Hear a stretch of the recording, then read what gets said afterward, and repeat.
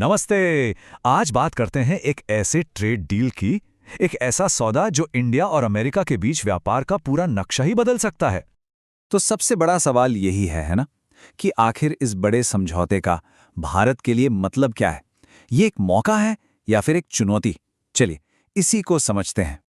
तो हुआ ये है कि इंडिया और अमेरिका ने एक इंटरिम ट्रेड फ्रेमवर्क मतलब एक शुरुआती ढांचा जारी किया है।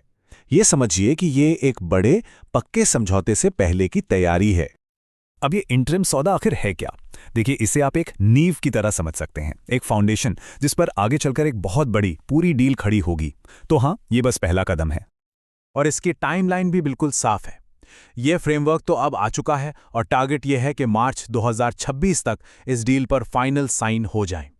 चलिए अब आते हैं इस डील के सबसे दिलचस्प हिस्से पर, एक ऐसा पहलू जो सीधे सीधे भारत के एक्सपोर्टर्स के लिए एक जबरदस्त खुशखबरी लेकर आया है।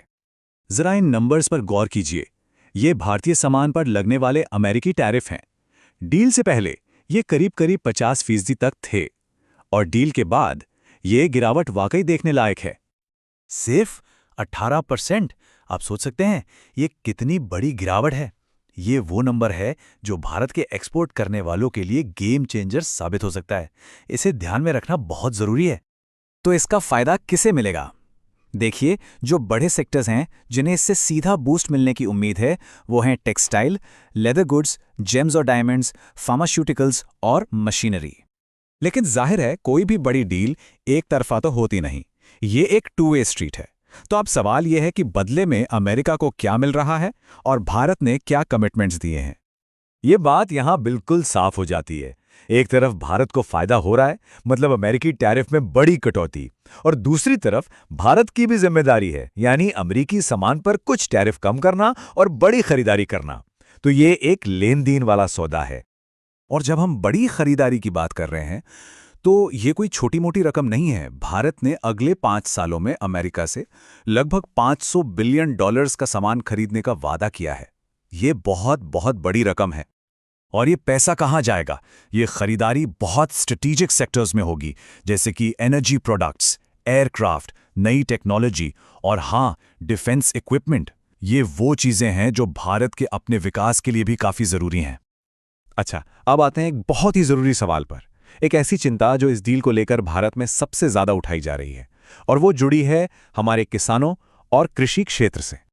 तो सवाल सीधा और सिंपल है और शायद सबके मन में है, क्या इस डील से भारतीय किसानों को नुकसान पहुंचेगा? इस पर सरकार की तरफ से जो जवाब आया है वो काफी साफ है। आश्वासन यही दिया गया है कि जो हमारे प्रमुख कृषि उत्पाद हैं उनकी सुरक्षा बनी रहेगी, उन्हें कोई खतरा नहीं होगा। मतलब जो हमारी ज़रूरत की चीज़ें हैं, जैसे दूध और डेयरी प्रोडक्ट्स, गेहूं, चावल, फल और सब्जियां, इन सभी को इस डील के तहत खुली मार्केट कंपटीशन से प्रोटेक्ट किया गया है।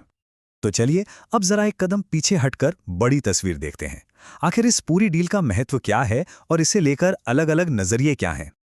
देखिए, एक तरफ तो इसके संभावित फायदे साफ दिखते हैं।